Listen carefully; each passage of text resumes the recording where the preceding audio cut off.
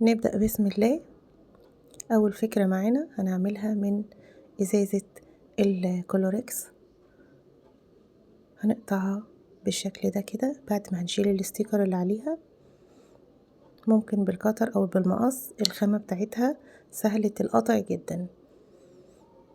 هنساوي طبعا الأحرف بالمقص،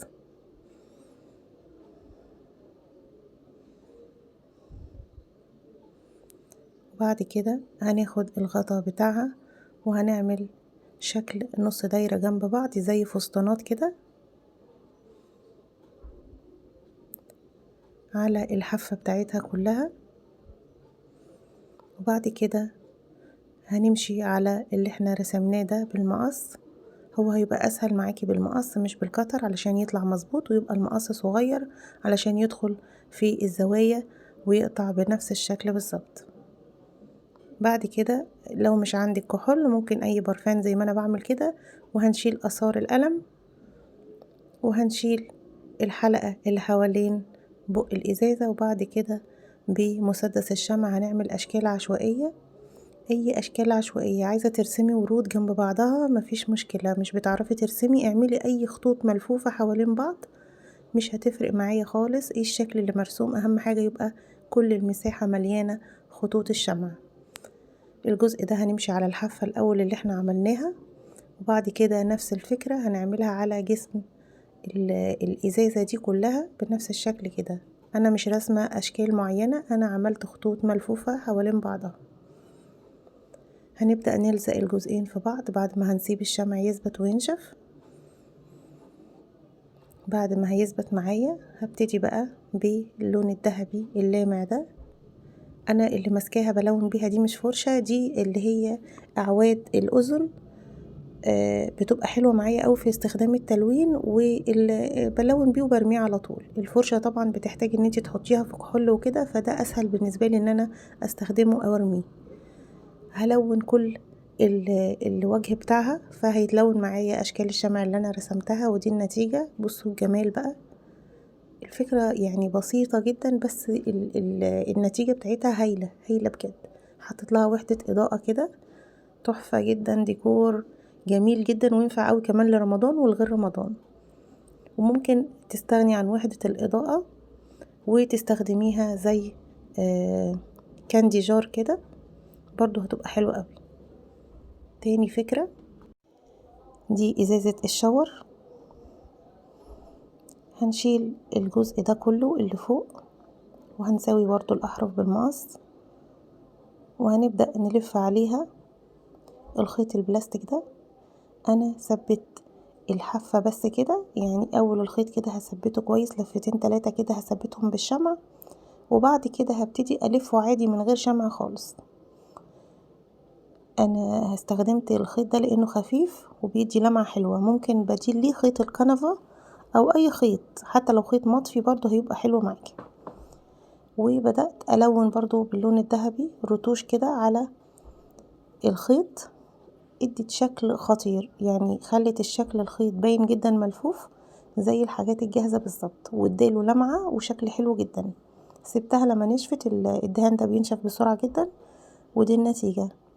الفكرة في دقيقتين بس، بصوا النتيجة تحفة ازاي. فازة شكلها جميل جدا راقي، شكلها يعني عصري جدا وجميلة، واللون الذهبي بيمشي على ديكورات كتير جدا. تالت فكرة، هنستخدم ازازة زيت الطعام اللي هي الحجم الكبير 5 لتر. هنشيل الجزء اللي فوق ده.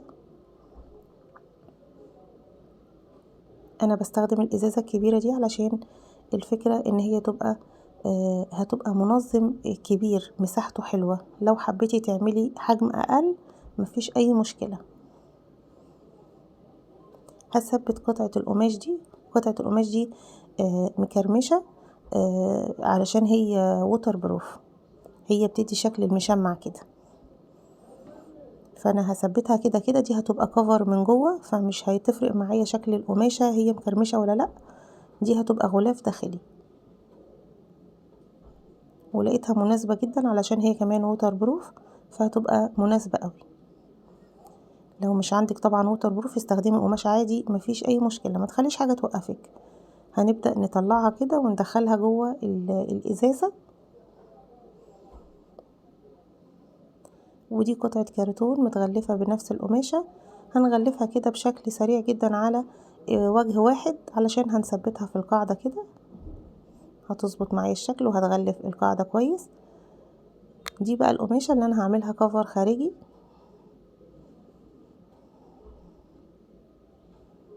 هنثبتها على الحرف. انا ليه مش بثبت على جسم الازازة؟ لان الشمع لما بيبقى سخن قوي بيأثر على البلاستيك شوية، فبيديله يعني بيخليه يتعوج شوية، فكده افضل.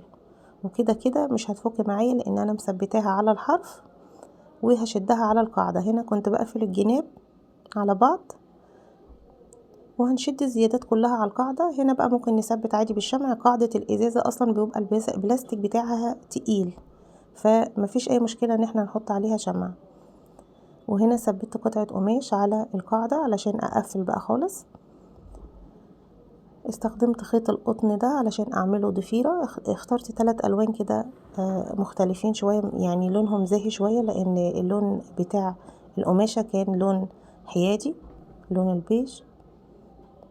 لزقتهم بالشكل ده. هبتدي افك الزيادات اللي انا عملتها دي كده علشان تبقى زي شراشيب،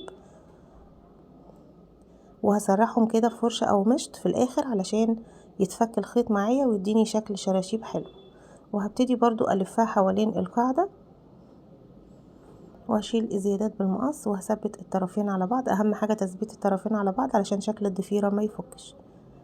ايه البديل للخيط ده؟ ان انتي تستخدمي شرايط من تيشيرت قطن، تقصيها وبعد كده تشديها كده هتتمط معاكي وتديكي نفس شكل خيط الكليم، وتعملي ضفيرة وتشتغلي بيه. يعني من اي ملابس قديمة تقدري تعملي الشكل ده بالظبط.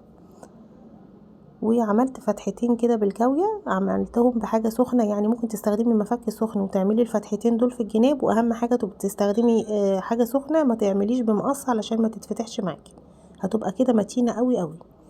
وبس كده عملنا منظم بيتعلق تحفة. تعلقيه بقى في شماعة دولاب الاولاد للشرابات، تعلقيه في شماعة دولابك للبندانات، تعلقيه في البلكونة للمشابك، ممكن في المطبخ للاكياس المطبخ اللي هي اكياس المشتريات، يعني متعدد الاستخدامات وتحفة جدا في الاستخدام وشكله حلو قوي. رابع فكرة معانا ده طبق بلاستيك اللي هو الحجم المتوسط، القاعدة بتاعته مشروخة، فمش هيستخدم بقى كده خلاص. حلو بقى نعمل منه فكرة حلوة. هنا برضو كنت ثبت القماشة على الأحرف،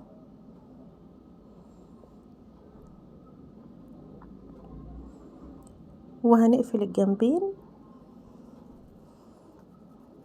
وهنبتدي نقلبها لجوه.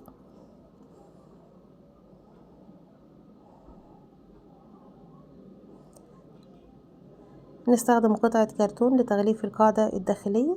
بعد ما هنثبت القماشة دي طبعا في القاعدة كده على الزوايا كلها من تحت علشان تثبت معايا.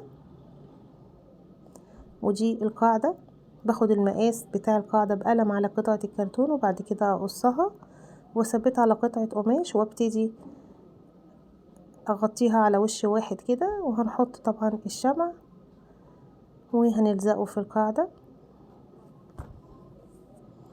كده تمام قوي من جوه. نفس قطعة القماش بقى اللي ثبتها على القاعدة. نعمل بقى تناسق الوان كده علشان الحاجة يبقى شكلها في الاخر فينش حلو بتاعها ويبقى شكلها جميل، لان دي كلها حاجات احنا بنستخدمها في البيت.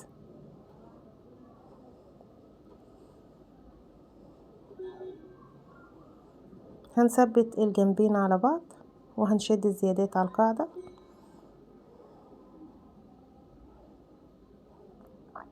طبعا القاعدة بتاعت الطبق دي يعني اقل في المساحة من الوجه بتاع الطبق من فوق، فانا بدأت اكشكش القماش كده واشده علشان يبقى مشدود وشكله حلو معايا. وشلت الزيادات كلها برضو بالمقص كده. وبعد كده استخدمت قطعة قماش على القاعدة كلها لتغطية اي عيوب في القماش. هنعمل الحافة بقى بخيط الخيش. الخيط المتاح عندك تستخدميه، في بدائل كتير لخيط الخيش. في خيط المكرمية، خيط المكرمية ده في منه احجام كتير، يعني سواء الخيط يبقى تخين او رفيع معاكي اللي يعجبك استخدميه.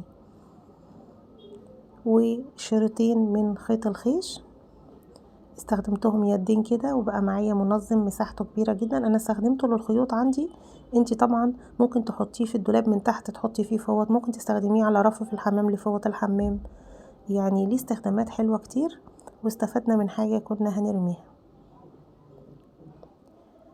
استخدمت علبة الايس كريم دي وازازة 2 لتر. هنشيل القاعدة بتاعة الازازة كده، وهنيجي بقى من فوق كده. الازازة اصلا ليها شكل زي يعني زجزاج كده، موجة. انا قصيت على نفس الشكل الموجة اللي فيها من فوق ده، شكله حلو قوي. انا خدت القاعدة بس بتاعة علبة الايس كريم. العلبة دي على فكرة كانت مكسورة من فوق، فانا خدت القاعدة كده كده بتاعتها، يعني استفدت بيها برضو في الفكرة. وهنا اخدت جزء من قماش الخيامية. لو مش متاح عندك قماش الخيامية، في ستيكر خيامية موجود وبيتباع بالمتر عادي، ممكن تستخدمي منه متر او نص متر تشيليه لاعمال عندك. يعني هي الفكرة ما خدتش مننا حاجة خالص، حاجة بسيطة قوي. هاخد الشكل ده كده، وقصيت الشكل النجمة ده، وهم دول اللي انا هستخدمهم من الخيامية بس. هغلف كده قبل القاعدة بسنتي بالشكل ده، هثبتها قبل القاعدة بسنتي، تمام. والنجمة هلزقها في النص كده فوقيها. هنا هنحط الشمع بشكل بسيط قوي على النجمة علشان ما يسيحش الازازة معايا، لان المسدس معايا كان سخن جدا. ده بقى خيط مكرمية قطن، انا ثبته على الحافة من فوق. هنا بقى ظهر شكل الحافة، الموجة اللي انا بقول لكم عليها. لما حطينا الخيط هيظهر الشكل معايا. هنعمل صفين من الخيط،